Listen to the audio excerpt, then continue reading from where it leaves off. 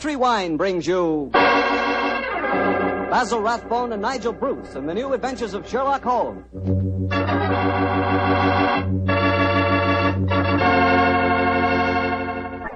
The Petri family, the family that took time to bring you good wine, invite you to listen to Dr. Watson tell us another exciting story about his old friend, that master detective, Sherlock Holmes. As for me, instead of telling you something, I'd like to ask you something. Do you like chicken? How do you like it best? Roasted, fried, or in a stew with dumplings? Well, whatever your favorite may be, you'll like that chicken infinitely better when it's served with a glass of Petri California Sauterne. Now there's a combination. Chicken and Petri Sauterne. Petri Sauterne is a white wine, pale golden in color, delicately fragrant, and clear as crystal. And what a flavor that Petri Sauterne has. I'm telling you, Petri Sauterne is just about the last word in dinner wine. Oh, one more tip. Remember to serve Petri Sauterne with fish or any kind of seafood. Good, it's great. To be sure you have a glass of good wine, be sure it's Petri wine.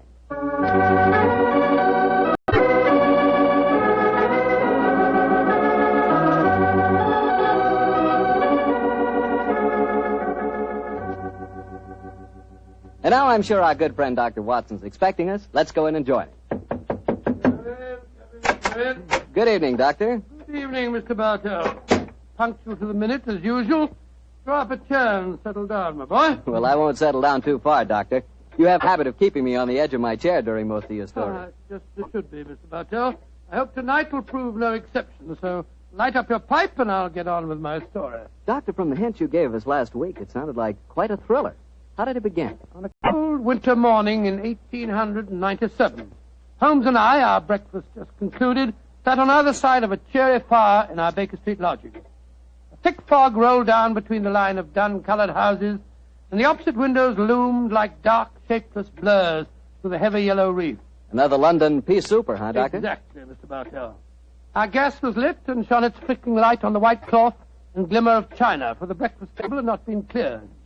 Holmes was busy indexing his record of crime, while I was engrossed in one of Clark Russell's fine sea stories. Our morning was not destined, however, to be a quiet one. For shortly after 11 o'clock, Mrs. Hudson ushered a young lady into our room. A young lady who seemed to be in serious trouble. Sit down, won't you, young lady? I'm Dr. Watson, and this is Mr. Sherlock Holmes. How do you do, gentlemen?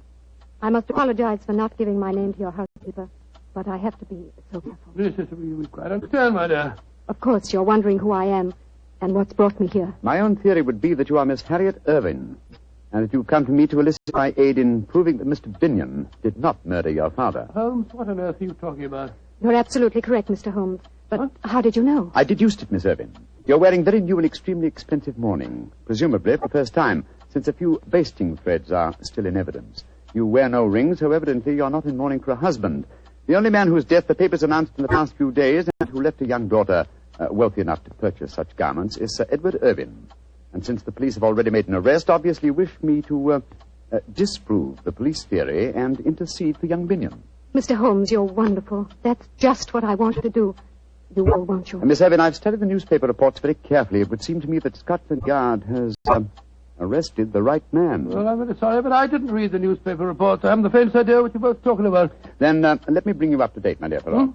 And please correct me, Miss Irving, if I make any mistakes. 3 days ago, Sir Edward Irving, the father of this young lady, was found stabbed to death in his study. Oh, gracious me. I'm sorry to hear that. The only entrance to the study is through an anteroom, where his secretary had been sitting ever since Sir Edward was last seen alive. And the secretary swore that no one had entered or left the study. Secretary's name being Binion, I suppose. Yes, under the circumstances, it's hard to see that any other arrest was possible. And yet I know he's innocent, Mr. Holmes. Oh, and how do you know that, Miss Irving? We were in love. We were going to be married. I don't care what the police say. A woman knows these things. Robert Binion did not kill my father. Did your father approve of the engagement? Well, no, not exactly. If one were to be exact, Miss Irving, wouldn't one say that your father absolutely forbade the marriage? Yes, he did. And Inspector Lestrade assumed that was the motive for the murder. Well, sounds logical, I must say. Does your father have any other relatives living, Miss Irving? His brother, my Uncle Peregrine, he lives a hermit's life in the country. we've seen very little of him in the last few years. Was he left anything under your father's will? No, I was the sole beneficiary. Please help me, Mr. Holmes. If you'll just talk to Robert, you'll know he's not guilty. Oh, there's no harm in talking to him, Holmes. After all, our old friend Lestrade handled the case, and he's made a good many mistakes in the past. Oh, haven't we all, old chap? Well, Miss Evans, I'll do what I can, but I promise nothing. Bless you, Mr. Holmes. Where is your fiancé being held? At Scotland Yard. I talked to him there just before I came to you. Scotland Yard, eh? Splendid. We can talk to Lestrade at the same time. Watson, your hat... My hat and coat? Precisely, old fellow, your hat and coat.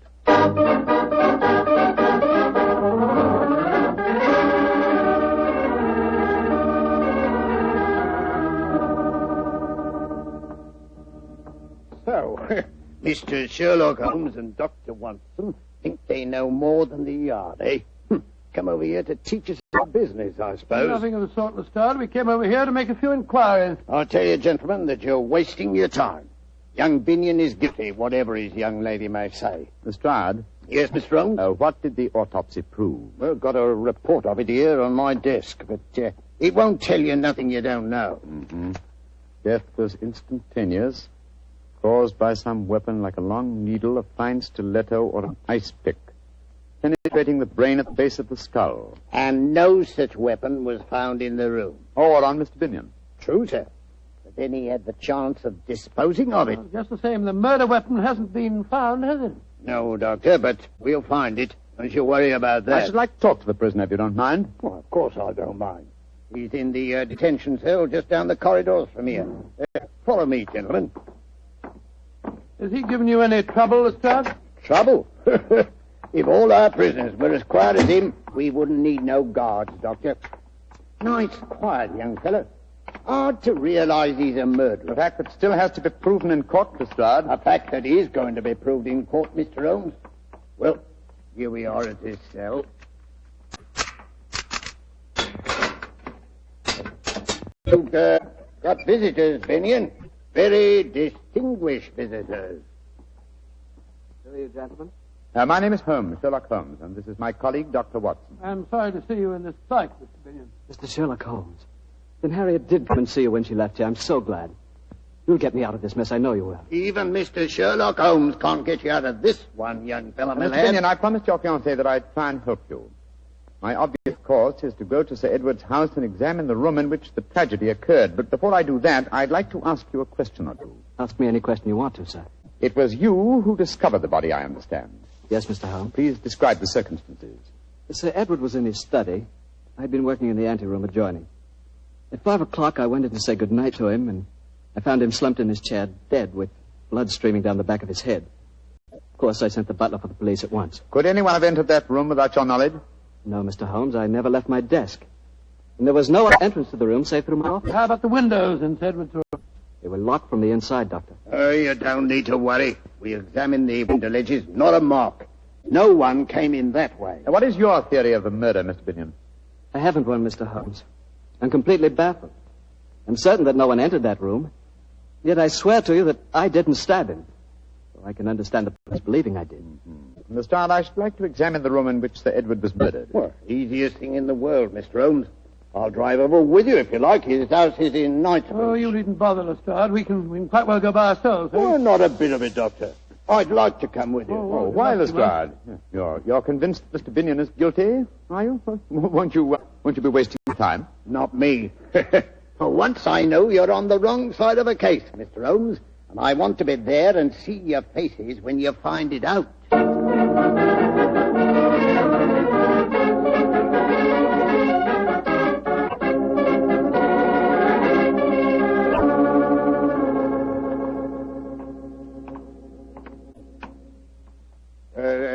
This is the house, Mr. Holmes. Yes, it's an imposing-looking place, I must say. I imagine, Lestrade, that you still have a police guard inside. Oh, yes, Doctor. There's been a sergeant guarding the dead man's room day and night. We still haven't found the missing weapon, you know. Yes, gentlemen. I'm Inspector Lestrade of Scotland Yard. We wish to examine the house. I must see your identification, sir. What are you talking about? I've been in and out of this house half a dozen times. I have my orders, sir. Oh, very well. Is Miss Evans at home? Miss Irvin is not receiving, sir. Great Scott, man, can't you give us any information? There's been tragedy in this house, sir, and the truth of it's not known yet. I'm not answering any questions that I don't have to. Here now. Does this police guard satisfy you? Inspector Lestrade. Very good, Inspector. You may come in. May I direct you, gentlemen? No, thank you. I know this house nearly as well as you do. I think not, Inspector. I've served here for 27 years. Now, gentlemen, if you're not needing me, I'll return to my quarters. Bless my soul. That's a sinister-looking chap if I ever saw one. Yes, and he knows something. You see, Lestrade, there is a possibility that Binion is innocent. Yes, I began to see that, sir, when you were talking to the butler. You're being very cryptic. What other possibility are you talking about? The possibility that Binion, the arrested man, is shielding the real murderer. And whom would he be most certain to shield? You mean his fiancée, Miss Irvin? That's right, old fellow. What? Here we are. This is the anteroom where young Binion worked. And that door there leads into the study where Sir Edward was found. Nothing been touched, of course, since the discovery of the crime? Oh, no, Mr. Holmes. That's why we've had a constable on duty in there night and day. Before the trial, we're bringing experts in to test the room for secret panels or anything of that kind. Let's examine the dead man's room, shall we? Right you are, Mr. Holmes. Webster. Webster, get out of that chair and stand up, can't you? You're on duty. Asleep. Scott, he's dead. Yes. The trickle of blood oozing out from the base of his skull. Well, strike me pink. He's been killed the same way as Sir Edward was. I presume you'll agree that Mr. Binion didn't commit this murder, Lestrade. Oh, of course not, Mr. Holmes. He couldn't have done it. He's locked up at the yard. Well, what are we going to do? Ask the butler to come here, will you? Oh, well, right you are, sir. What do you make of their wound, Doctor? Well, to fit the description of the one that killed Sir Edward. There's a fine puncture here at the base of the skull. Holmes, they mentioned a stiletto, an ice pick. A wound like this might be caused by one of those long steel hat pins that women wear. Yes, it's a possibility, Watson, a distinct possibility. And Miss Irvin was wearing a long hat pin this morning, if you remember. Glass walls. A little chance of secret panels here, I should say. And the window locked from the inside, eh? Here he is, Mr. Holmes. Oh, yes. And by the way, what's your name? Travers, sir. You see what's happened, Travers? Yes, sir, I see. The constable's been killed just like my master. Now, tell me, Travers, is this room exactly as it was in Sir Edward's lifetime? Yes, sir. Except that my master was not in the habit of keeping the corpses of policemen in here. Here, don't try to be funny, Travers. Don't you realize you're mixed up in a murder case? I meant no offense, gentlemen. Marks in very bad taste, my good fellow. The point of my question, Travers, was to find out if any of the furniture in here had been moved lately. Not moved, sir. But there has been a piece of furniture added. That armchair the dead man was lying in. The same chair in which Sir Edward's body was found. Of course, that's the answer. Travers, when was that chair delivered? And who delivered it? It was delivered the day before Sir Edward died. It came from Silver Schwartz's antique shop in Bond Street, sir. That game's afoot, Lestrade. See to the removal of this poor man's body. Seal the room, and for heaven's sake, keep this latest death a secret for a day at least. Within that time, I hope to have your murderer for you. Then we're going... We're going, my dear chap, to Silver Schwantz's antique shop in Bond Street.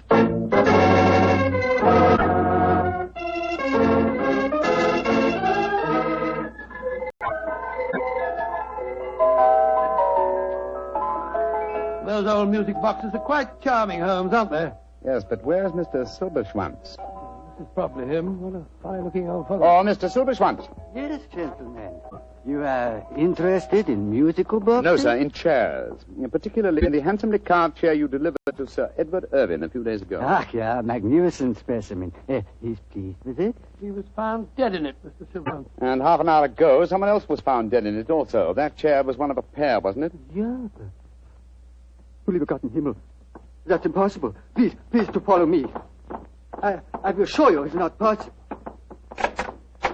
Look at the chair. It's exactly like the same one as Sir Edward's house. Oh, my friend, but there's such a difference.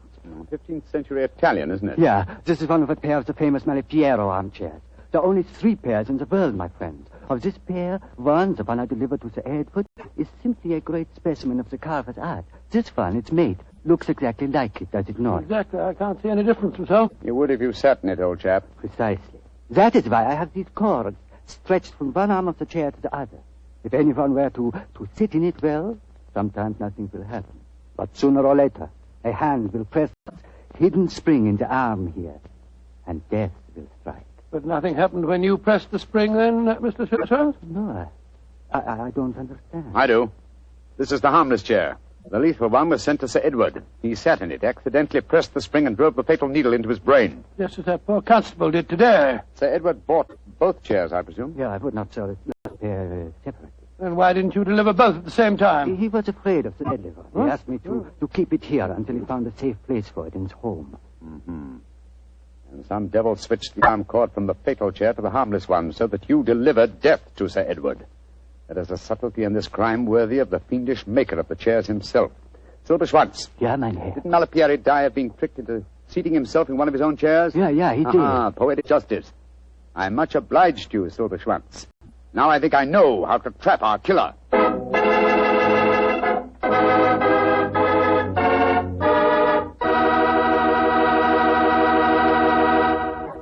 Dr. Watson will bring you the rest of his story in just a second, so I'm just going to tell you that after a good dinner, there's nothing quite like a glass of good Petri California port.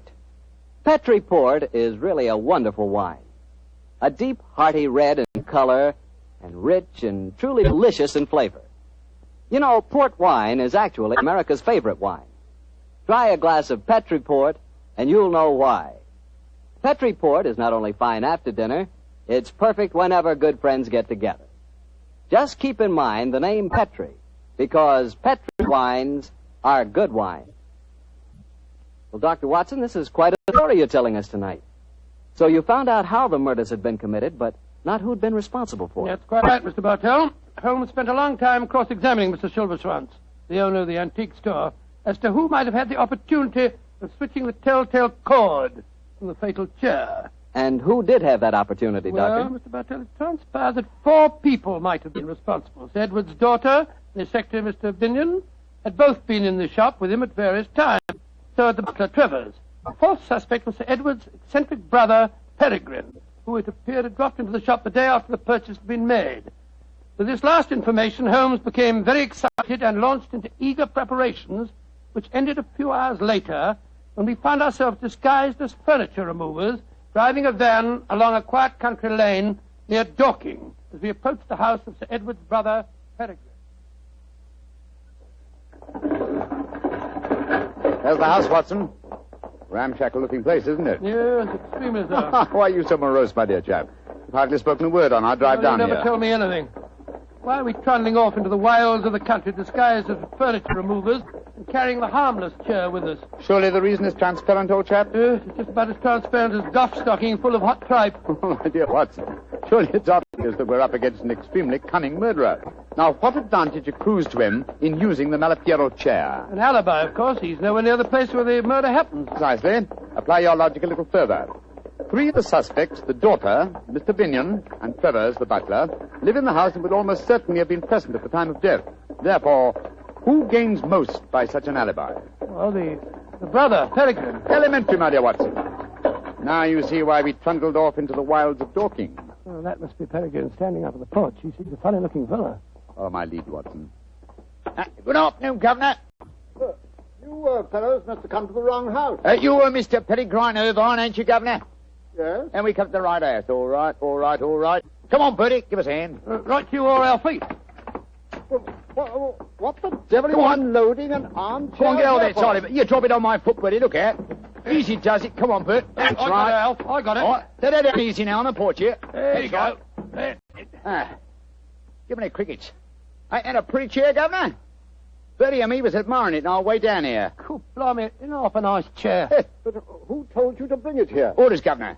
Mr. Silver Snitch, whatever his name is, told us your brother didn't want the chair and said as how we was to bring it to you. But my brother's dead. Mr. Silver Snitch said he gave the order before he died. Mind if I sit down in it, Governor? Oh, no, of course not. Cool, lummy. Bit of all right, isn't it? Look at him laughing. Who wish me old Trouble and Strife could see me now?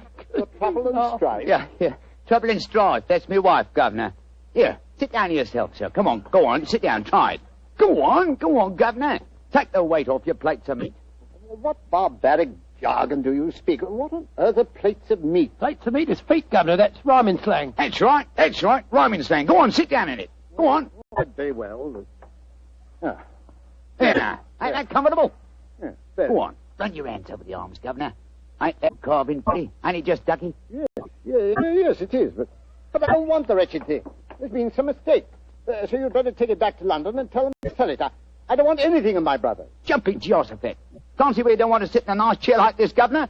But you're the one that gives the orders around here. Come on, Bertie. Come on, get your back into it. All right, Alfie. Let's get back in the van. All right, come on. Alfie. Away they go. Oh, bless your heart, Governor. We don't worry about that sort of thing, do we, Bertie? Of course not, Alfie. We had a nice drive in the country anyhow, didn't we? That's right. Let's get these old horses going. Good day, Governor. Good day, Governor. Good. That was a false trail, Holmes. Obviously, he knew nothing about the chair. He thought it was perfectly harmless. And, as indeed it was. But the murderer would have thought it fatal. I've slipped up in my reasoning somehow. Confound. Oh, but of course. Oh, what a fool I am. We must get back to London as fast as these tired nags can take us. Come on, get up there. Get up. Well, what's the next move, Holmes? Back to Edward's house and the staging of a little drama that I'm sure will give us the final answer to this problem.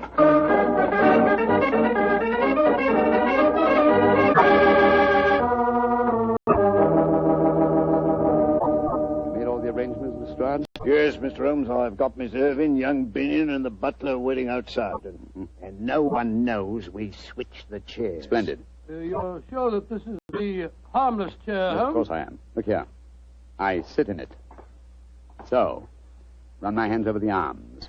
Yes, this chair is harmless, as every person save one will know. Show them in, Lestrade. All at once, Mr. Holmes? No, I think we'll take Irving and Mr. Binion first. Right you are, sir. Miss Irving, Mr. Binion, come in, please. Very well. Oh, Mr. Holmes. What's the matter, Miss Irving? It's just so horrible seeing you there in the same chair where I saw Father. Oh, Mr. Holmes, it's a trifle too macabre for you to assume the position of the corpse. Please get up. But it seems to be the most comfortable chair in the room, and I do like my comfort when I interrogate witnesses. However, it's hardly chivalrous, is it? Miss Irving, please sit down, won't you? I don't like to sit down in the chair in which Father died. Oh, Miss Irving, we couldn't bear to see you standing. Very well, then. Don't sit down, Harry. Why not, Binion? What's the matter? Isn't the chair safe? No, it's Then not perhaps that. you care to sit in it. To prove that the chair is safe. No, I... Sit down. Very well. There. Splendid. Curious chair, isn't it, Mr. Binion? I wonder about these carvings on the arms. They look almost as if they might activate concealed springs. I wonder what would happen if I... No, for heaven's sakes, Mr. Holmes, you're trying to kill me. Kill you? Then you know how Sir Edward and the policeman were murdered, eh? I knew it must have something to do with the chair. You knew more than that, Robert. You planned it. I remember now that when we went to the shop, Be quiet, Harry. Come back here, you. No, Watson, don't go after them. The stride will stop him. In any case, the police are at the door. Oh, I'm tired. I think I'll sit in this rather fateful armchair. So it was young Binion all the time, eh? Yes, and he all but outsmarted me. I reasoned that somehow the murderer must have intended the device of this chair to clear him. And suddenly I saw the real motivation. How better establish his innocence than seeming to be obviously guilty, and yet leaving a trail whereby an astute deduction would seem to clear him. Yes, it was his idea that Miss Irving came to you. He used you as a cat's paw. That's right, Watson. I'm afraid this whole case is a rather humiliating experience for me. Well, why do you say Lestrade had arrested the right man in the first place. Oh, my dear Watson, I shall never hear the end of this. Never.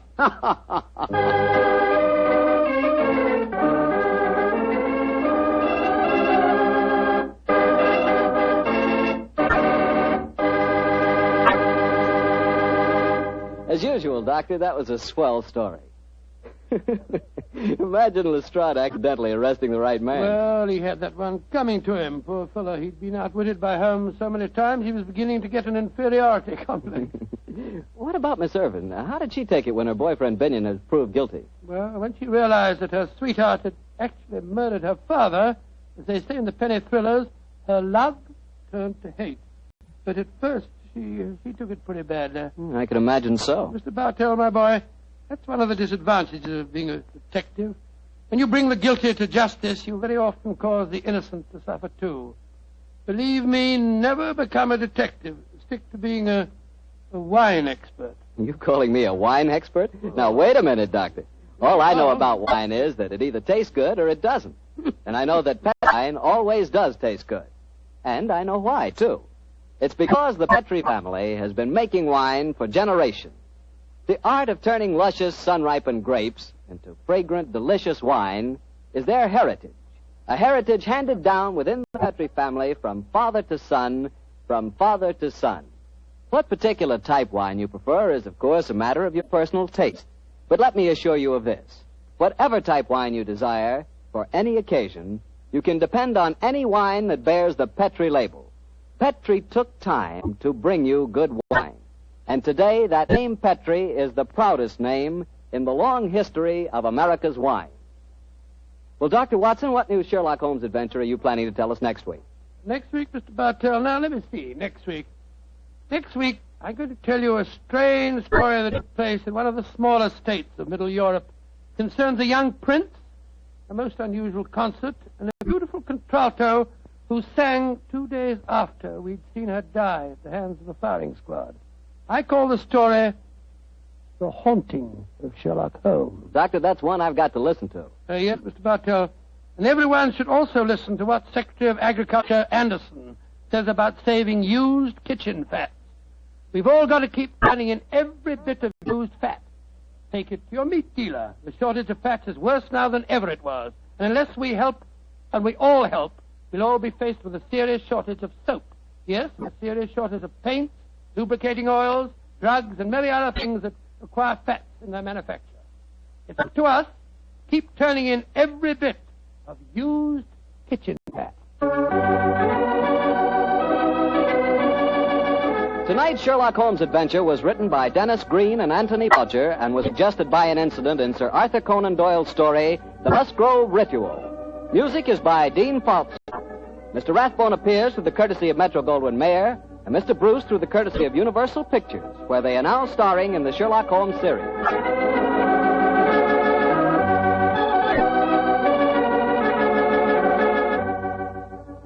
The Petri Wine Company of San Francisco, California, invites you to tune in again next week, same time, same station. Sherlock Holmes comes to you from our Hollywood studio.